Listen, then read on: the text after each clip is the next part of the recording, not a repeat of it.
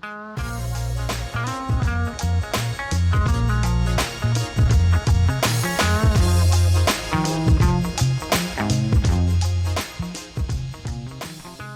right, welcome back to the Noteworthy USA podcast. I'm your host, Ben Fredericks, as always, joined by my buddy, Aaron Halderman. What's up, man? Peace. Peace and love. Peace and love. So this is like our first podcast back. We've taken a little bit of a break. Just had the holiday, Thanksgiving, which was interesting. So, but I spent the weekend, a long weekend up in the mountains. Beautiful. And yeah, it was awesome. Like I was just outside of Asheville in one of my partners, his mountain house in Maggie Valley, North Carolina. And just had, it was so peaceful, man. Like I was so glad to be there and just completely unplug. I didn't watch 1 minute of news, barely checked social media, only to put pictures up from our family events and whatnot. It was great. So, but I was sitting there thinking, like, it was just so quiet, and I had a couple moments to think, and I was like, all this is possible because of notes and because of, just the ability to get away and not have to answer to anybody, So there's a little bit more negotiations when it comes to getting my wife to leave her business, but at least for me, it's like I can be anywhere, and when you have those moments, you really are grateful. Even though Thanksgiving, you're supposed to be grateful, it was just one of those moments where you really recognize it. And that was pretty fantastic. So you had a good one with your family? Yeah, it was good. We were also in the mountains. We were in the San Juan Mountains in the Four Corners area, which is where my wife is from. So southern Utah on the southeastern side. Just beautiful. You got Valley of the Gods, Monument Valley. That's where she grew up. And it's just beautiful country and very quiet. I mean, her town's like 2,000 people, no stoplight. There's one stop sign in town. And then the town just south of her, where some of her other family lives, there's not even a stop sign or stoplight, period. There's like 400 people in the town. So like we're out in the country, beautiful country though, very relaxing. And yeah, it is awesome to detox a little bit and, be with family and celebrate what we're, grateful for at this time of the year and just everything going on. So yeah, it was real nice. Yeah. Nice. Well, that's good, man. So it's good to be back on the podcast, so we've taken a couple of weeks and I also want to thank everybody that has reached out and, given us feedback on the podcast, shared it. Please continue to do so. That would be fantastic. We'd love you for it. And today we've got another great guest. I mean, somebody that we're excited to talk to has got great experience in the industry, is going to share some great nuggets, I'm sure. And joining us today is Dave Putz from JKP Holdings. How's it going, Dave? Doing well, man. How are you guys? Good. Awesome, man. Well, thanks for coming on the show.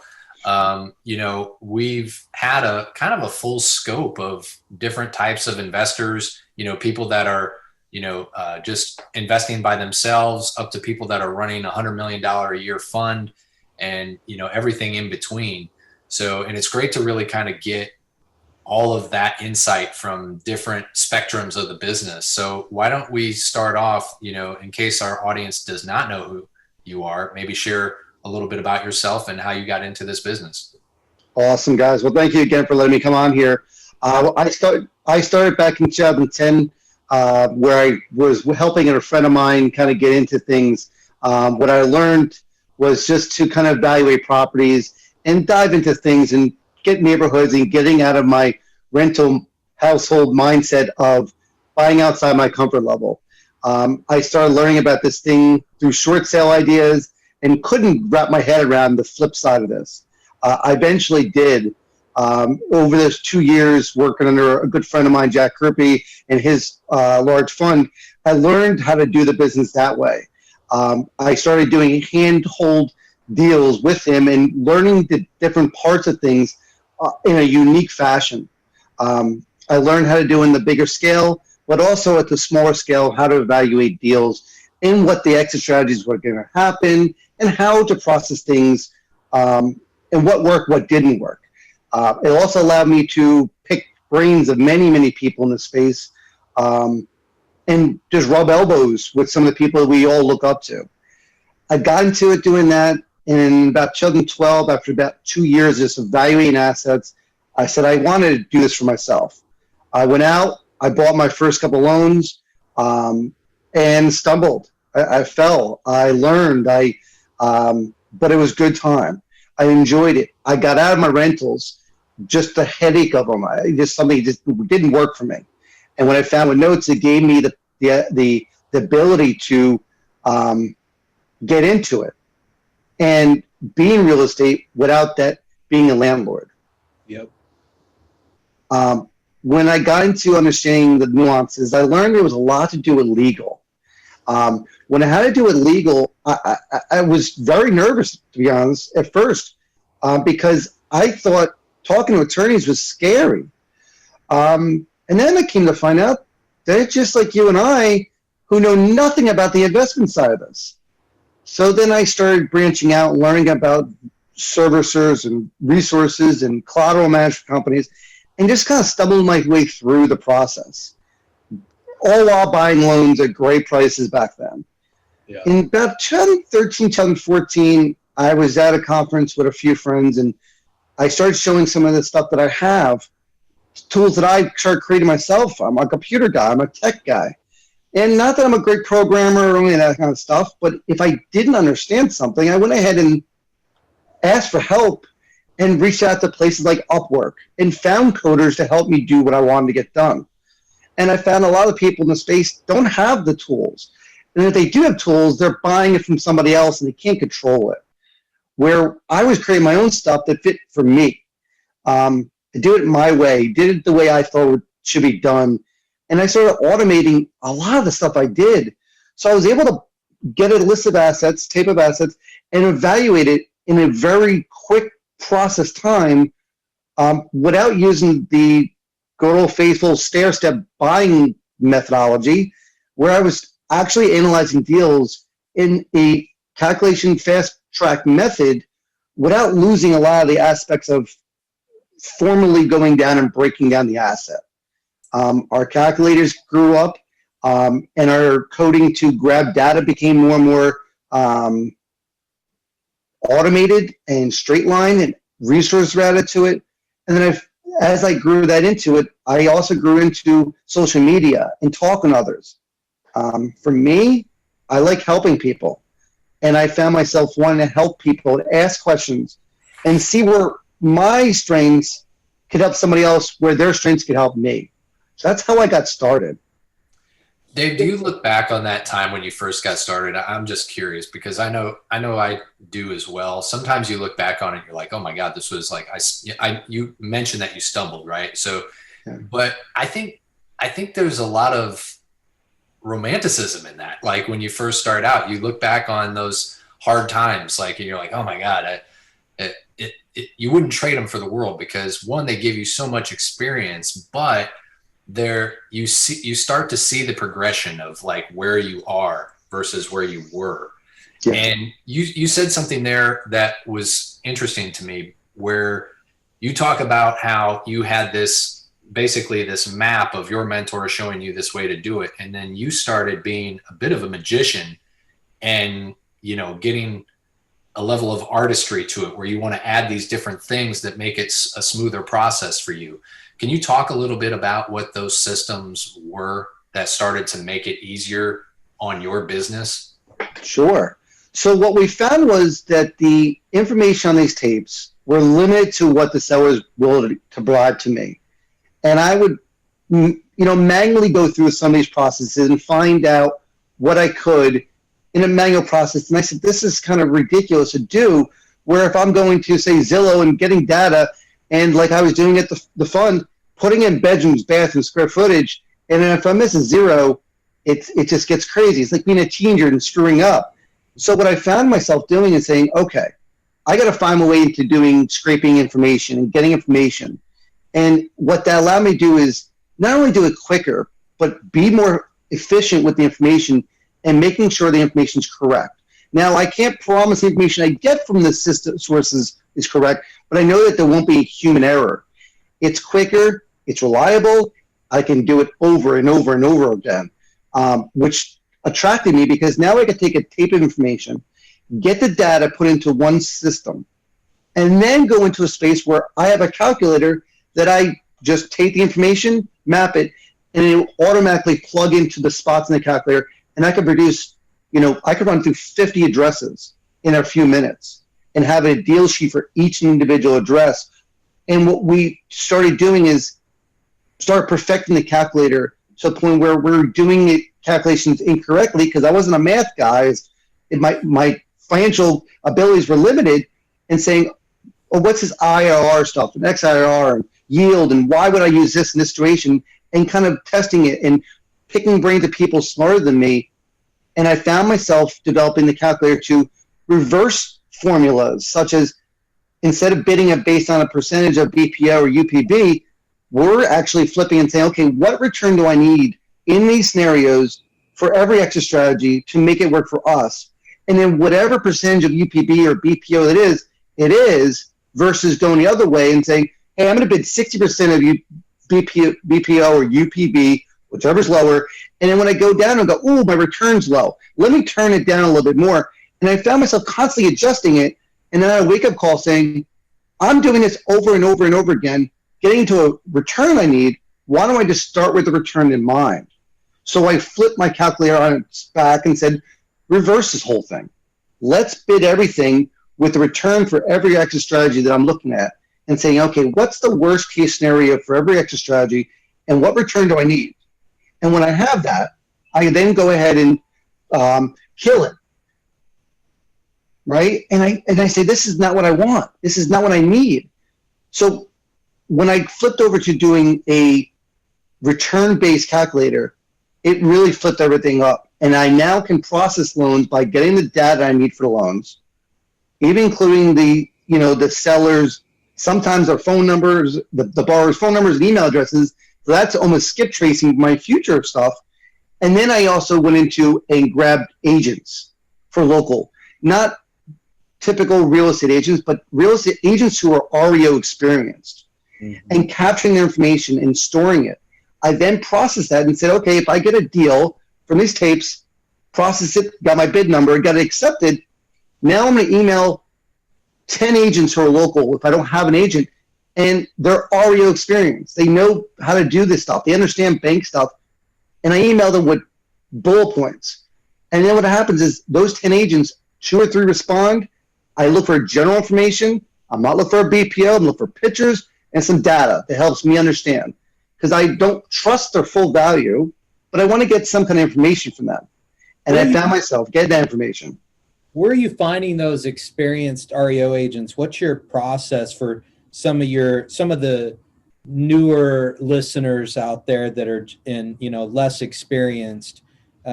What has been your formula recipe for finding those REO agents with experience? Sure. So there's a couple of different sources out there that do it.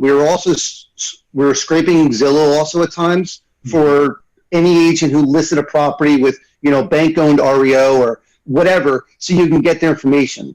And then there's a couple of different sites out there that actually had their information. So we were saying, okay, we got this information here, so we grabbed it. So what we started doing is having this list of agents that we can reach out to in the major markets. Now, they're not every market, right? We're not buying in every single county, 3,000 counties. We're buying in these kind of situations. And then we have these list of agents with their emails and phone numbers, and we can go through it. There's multiple different sources that we started doing it over the years. And we found some from different sites here and there, and we were able to capture, which is awesome. A good friend of mine that's based out of Southern California, he runs the REO Broker Network. And that's a great source. Sure, yeah. Mr. Moon. He used to sit on the board for 5 Star. Very well known in the foreclosure space. I don't know that anybody's done more REOs than him, specifically in Southern California. But REO Broker has been a great network.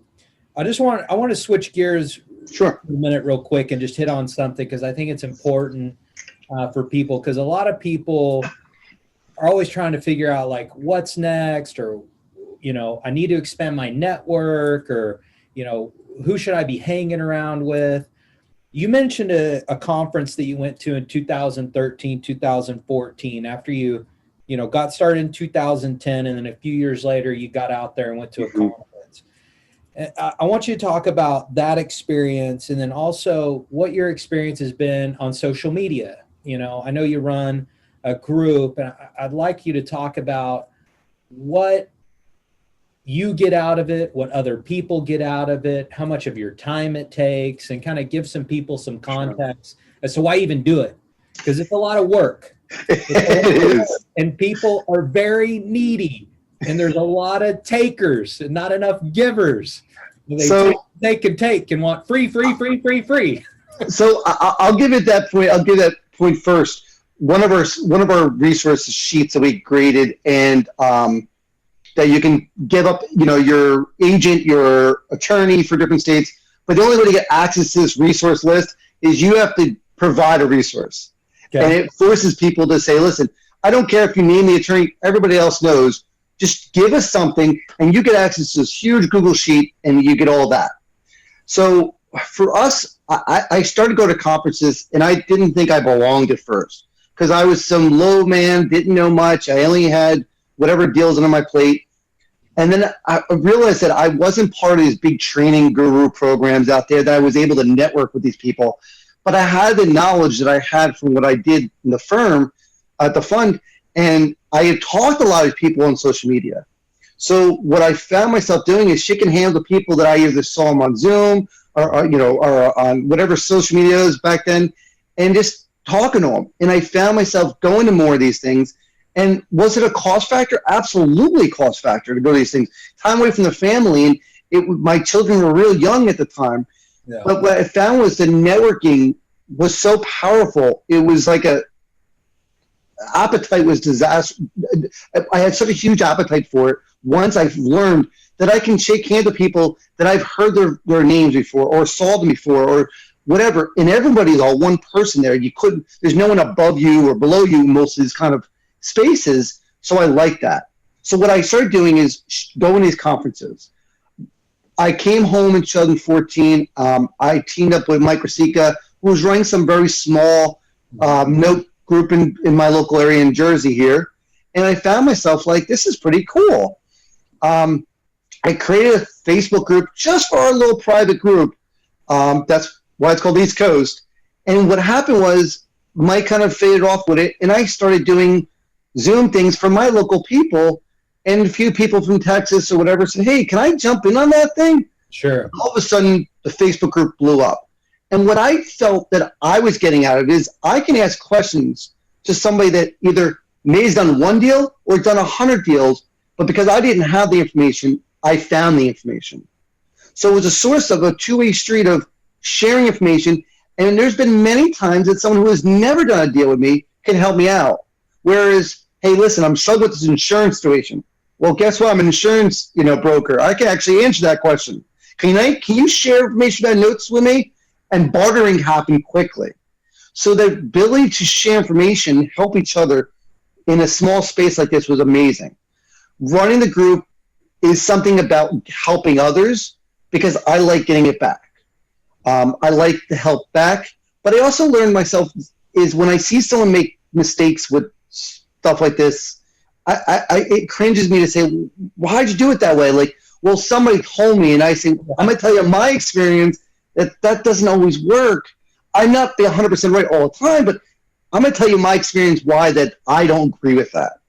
And, we talked about the stair step, where like the stair step back in 2010, 11, 12 worked. It was a quick formula, but you can't do that anymore. Not even close to that stair step bidding process. But yes, the Facebook group does take a lot of your time, but I found myself going back to those people and really turn my social media versus showing what I ate for dinner and my kids to actually a business kind of relationship that I'm only on there to check the Facebook groups to learn, give, share, and whatnot. And then we started coming up with our company not only doing note deals, but creating the tools and resources and resource sheets and the servicer fee comparison chart that we have that you can see what servicers are in what states and whatnot. started building up. And then I added to my bid calculator that I can literally, when I see an asset, I know what servicer can handle it and what attorneys are in that state as well. So my automation process can email those people if a deal comes through. Yeah. So the social media part was a huge part for me because I was able to connect with people like you guys and other people that just do different deals than I do. So I hopefully that answers the question of what I think that for newbies getting in social media is a mini kind of conference. Yeah, it is. And you know, one thing I'll parlay into that is, you know, you mentioned the power of getting to meet, shake hands, put a face, look somebody into the eyes, feel their energy in person. You know, these are great. Like, and we've definitely have transitioned due to, you know, recent current events this year to more virtual stuff, but Yes. nothing can still replace No. the intimacy of the human connection, you know, in person. And, you know, while we'll have to make adjustments probably for the foreseeable future as well, nothing, you know, can replace that. And yes, it is an investment. Yes, it's time away from your business, but there's a lot of great tools out there and resources like social media, going to virtual workshops and doing that and making it an investment. I guess that's the one thing that I've always tried to tell people and that I always like harp on, and Ben knows I talk about it frequently, is like investing in yourself so that you can then share those gifts and talents and that specialized knowledge with other people. But it takes an investment, you know, both money and time. And I guess I get a little bit annoyed, I guess, especially when it comes to social media. Personally, I'm very private. I'm a very private person. You know, I don't post any stuff about my family. Most people don't even know where I live.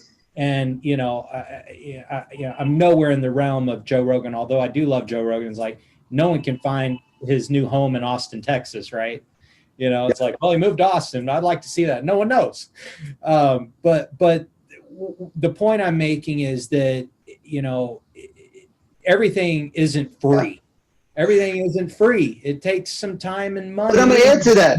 I can't tell you, I've been to a very, very large amount of conferences, and I can't tell you, and I can look back at every one of them and tell you one conference I did not come back away and say, man, it wasn't worth my time and energy. I've made money by solving mistakes by just being at conferences, asking questions, and being in a room like, well, I know a lot about this stuff, and going, holy crap. I mean, I learned about something about self-directed IRAs that I was doing wrong, that I could have lost my whole entire IRA because I was JVing personally with my business with somebody, and then I was doing a deal in my IRA with them, and I said, what do you mean they're disqualified participant? That alone would have disqualified my entire IRA if I didn't fix it. That's huge. That's huge.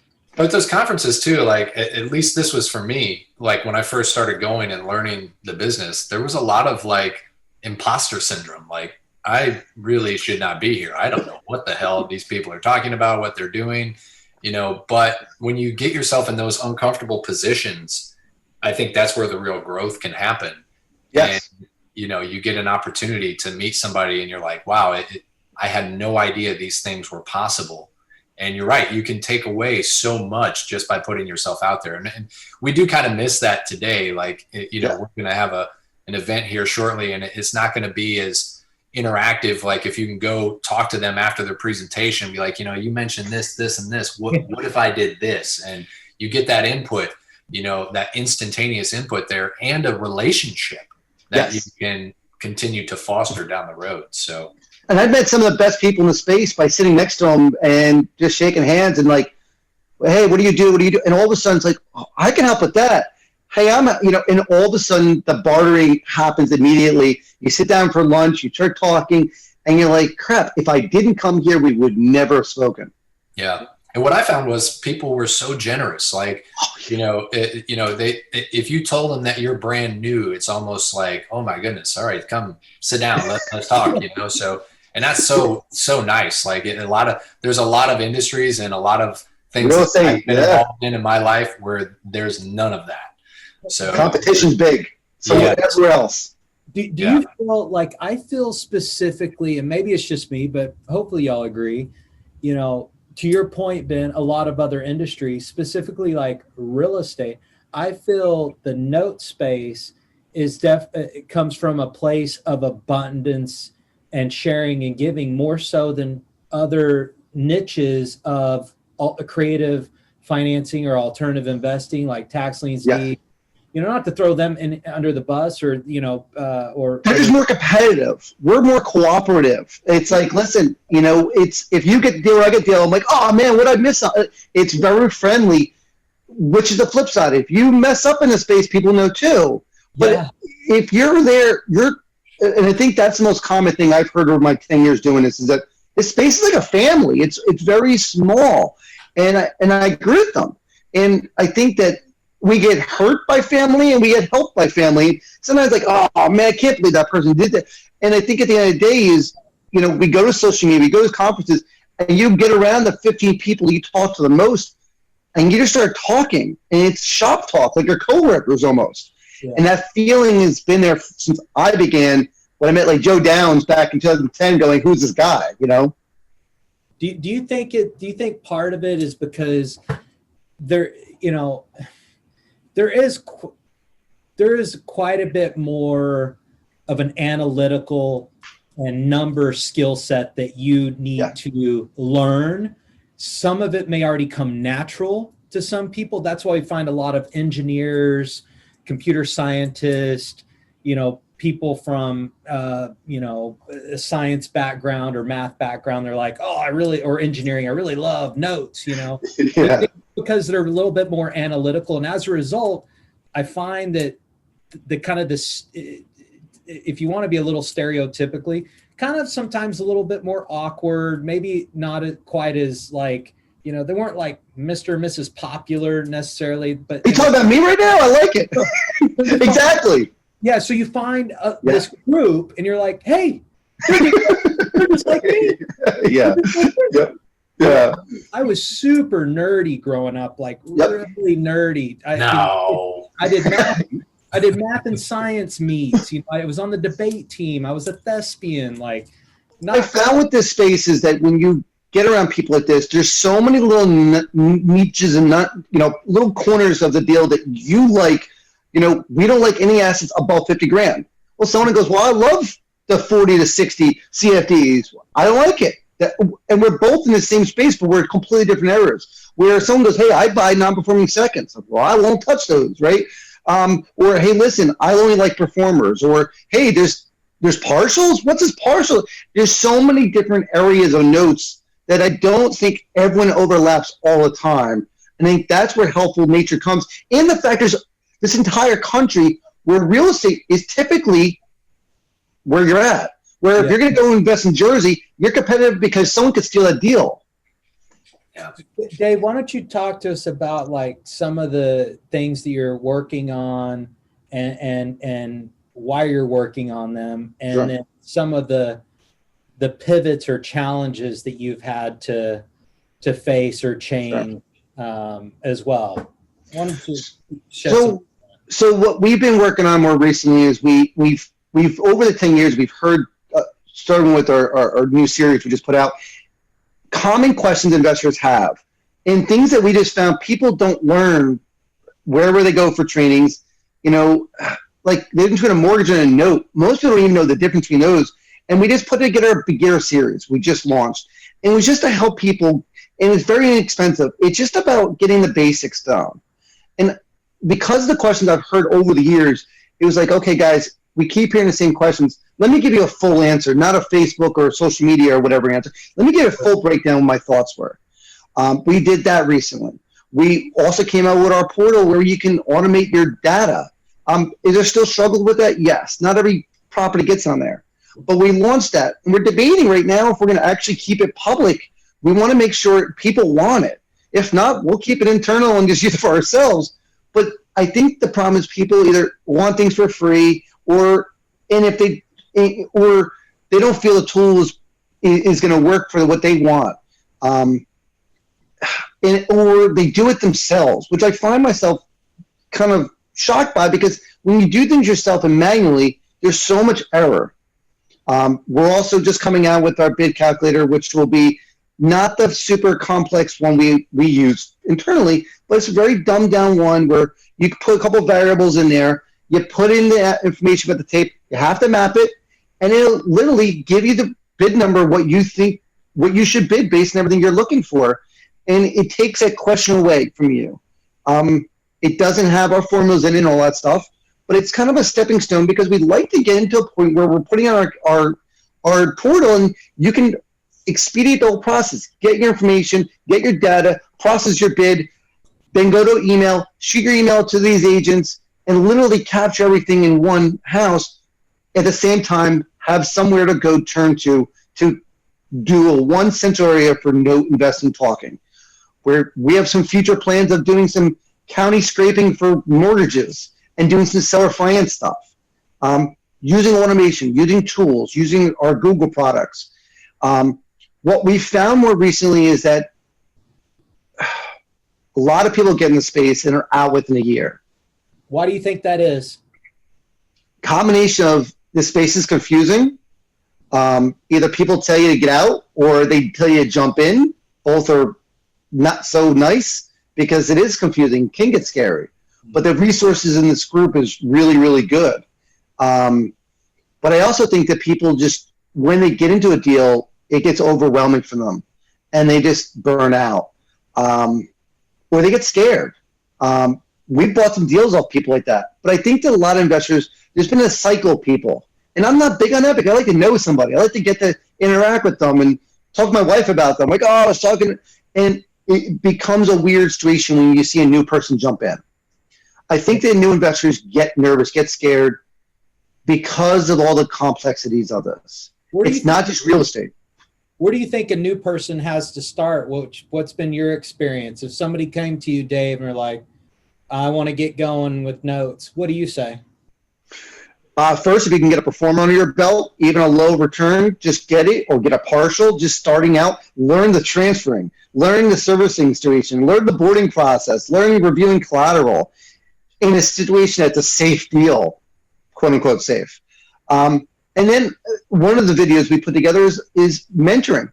I suggest finding somebody that you feel really, really good about, and you match with them, like a relationship, and find something that you're good at and they need help with, and offer that to them, and in turn they can answer questions for you. We mentor a lot of people that way.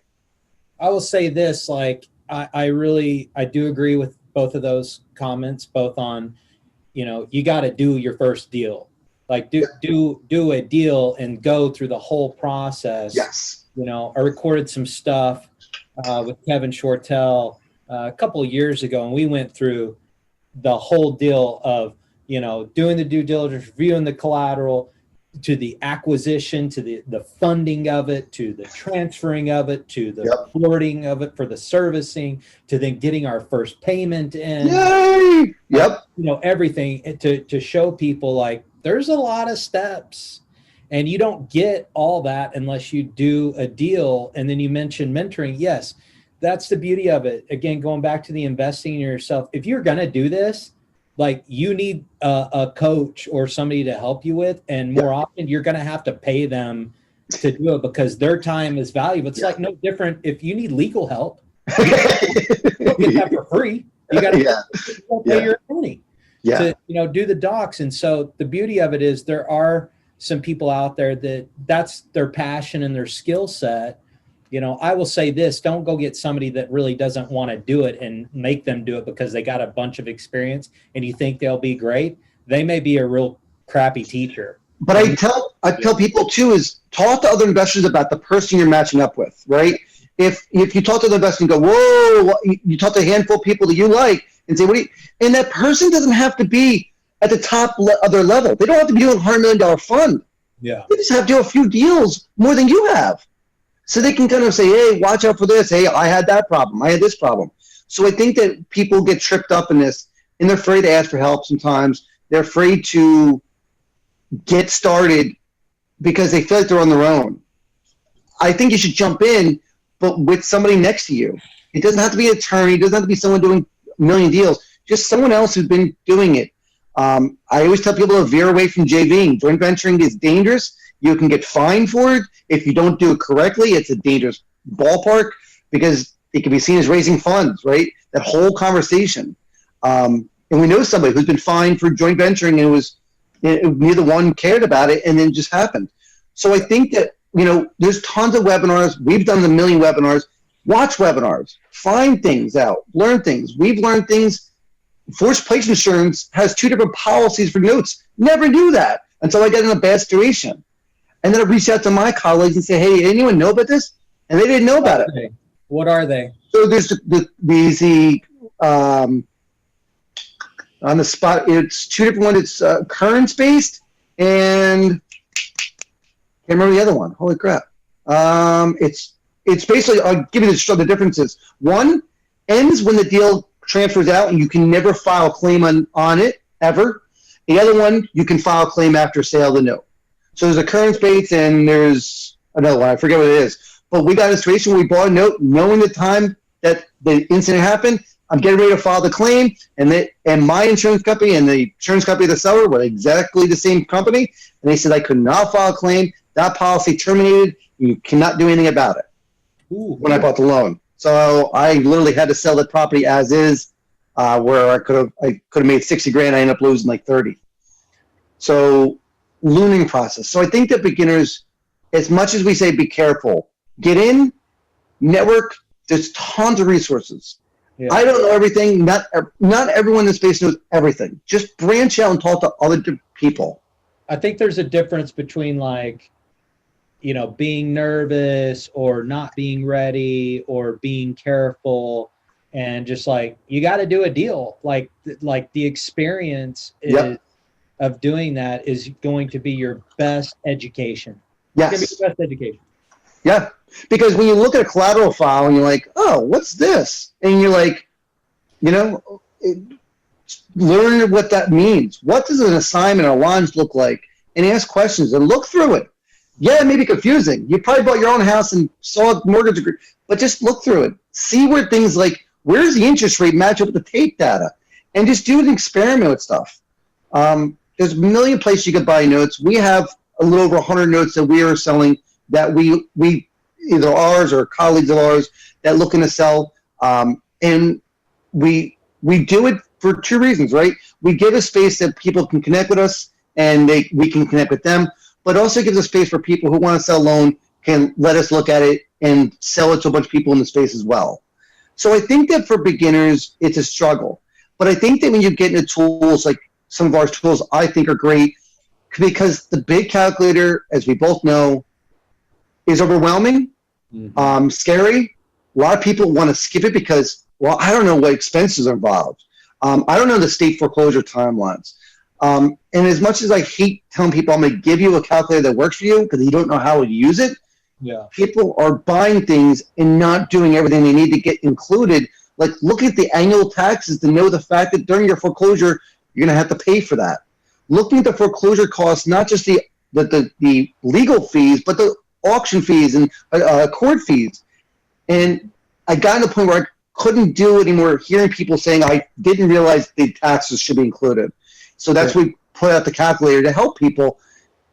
I hate for people to be crushed by that because they have to learn, but at least gives them a starting point. If you think about people that want to get into a business, and Aaron, you made a point earlier, you might look at the wrong mentor. If you, a couple of weeks ago, we had somebody on the podcast that was, is Cody Fowler. He's running a $100 million fund. If you're just trying to get started, Cody's not going to be the right guy for you. Nope. He's playing at a whole different level, So it's if you want to be a public speaker, you're not going to Tony Robbins first for coaching. You know what I'm saying? Yeah. You might start out at Toastmasters or go talk to your local pastor or something and say, hey, how do you do this? And get through that and work your way up. And as you begin to level up the people that you meet, you start to learn different things and people become, mentors through different phases of your, investment.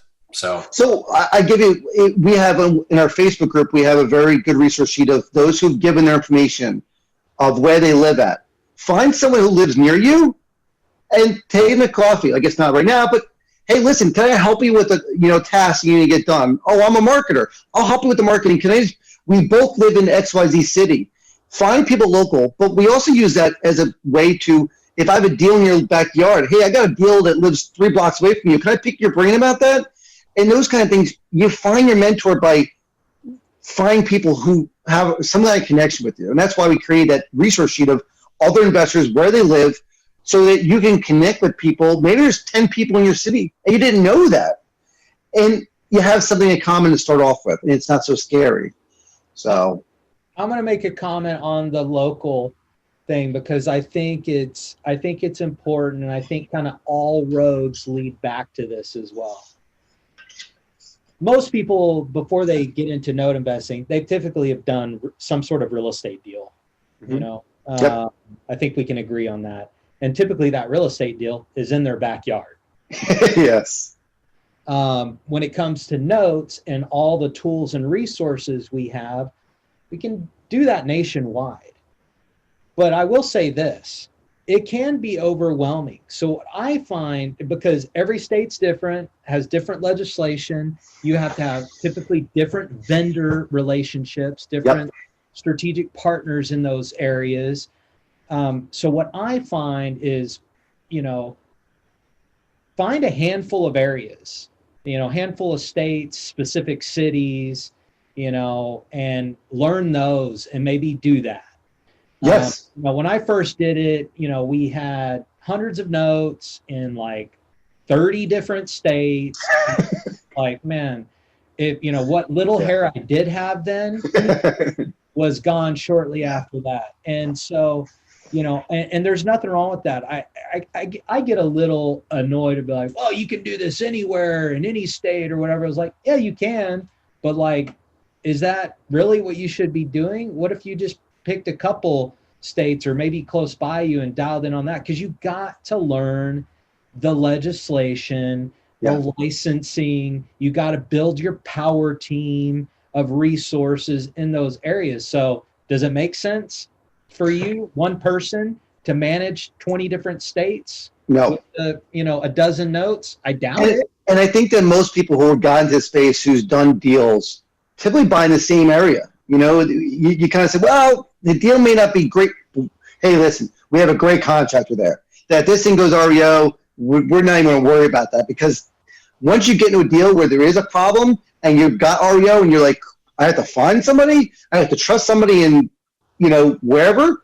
Yeah. Holy God, this shouldn't really change it. I can't just go handshake the contractor down the street anymore.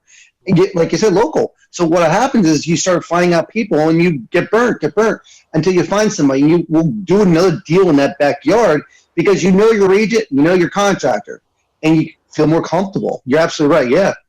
I think what I've kind of talked to people about is, if you buy a pool of 20 notes, hopefully 5 or so of those are in the areas that you got dialed in, and go sell the other 15. Yep. Put them out there, network, and work those 5 or 6 in the area that you've chosen. And that's your version of cherry picking. California people are always the worst, and I've lived there for a number of years now. We're like, well, I only buy California notes. Like, really? Okay. So you like to overpay, and you like to have no inventory all the time. And I think when I first got started, I think a lot of beginners do the same thing. I'm going to buy in states that the foreclosure time frame is short. Yeah. Right down out, everybody wants to buy Texas, right? You foreclose by lethal injection down there. It's just so quick. So, Georgia and Texas and all these states. And what we found when we first started buying in Ohio. Columbus, Ohio was a hot spot for us. Ohio has changed over the last year or so.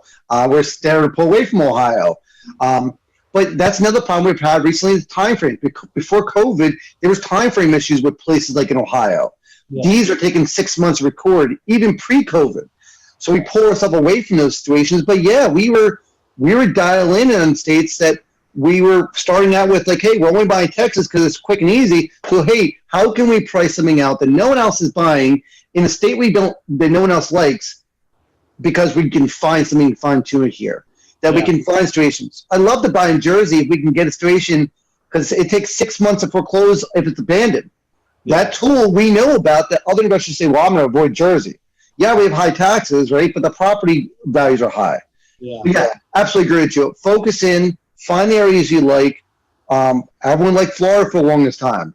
We have a lot there. I have one asset in New York. It's where's that at, Ben? Is it Auburn? Is it Auburn? Auburn, New York.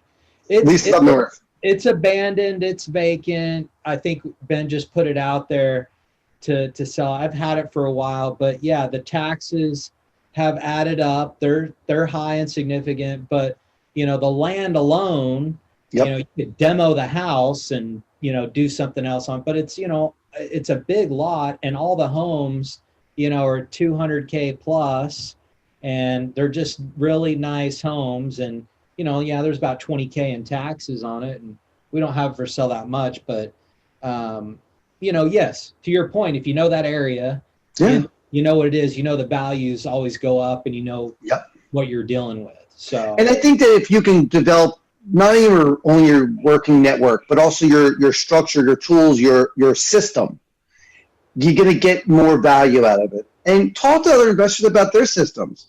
I'm a big automation guy. I'm a big spreadsheet person. I don't like CRMs as much as I like my systems because that's how I kind of grew up on things. But find out, talk to people, right?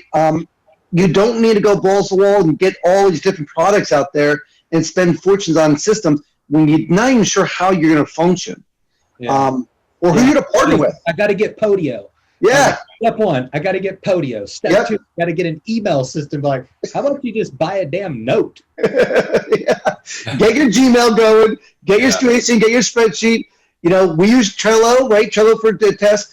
And you don't got to go crazy because you don't know where you're going to go. You may be in a situation where you buy a bunch of partials and say, forget about it.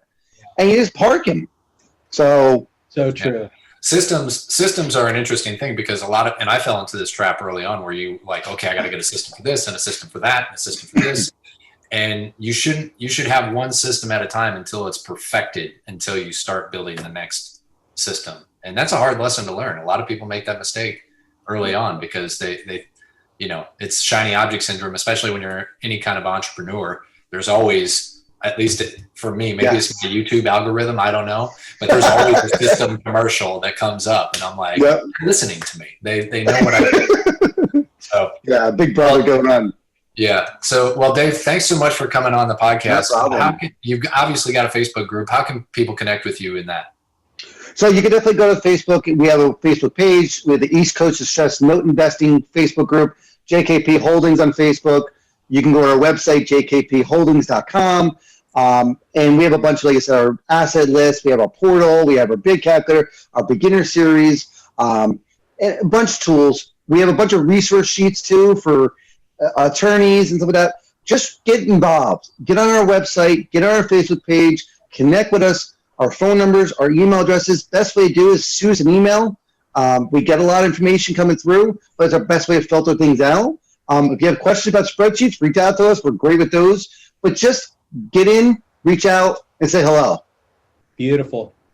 Good stuff, man. Well, thanks again for coming on the show. We appreciate it. And we'll have to have you back because I know we're just kind of dipping the toe here in a bunch of the stuff you've got expertise on. So until next time, we'll catch you on the next show. Thanks for tuning in. Share the show if you liked it. Absolutely. Go visit Dave and his website and join his Facebook group. Tons of value in there. And we'll catch you next time. Thanks, Dave. Thank you, guys. Thanks a lot. Thanks.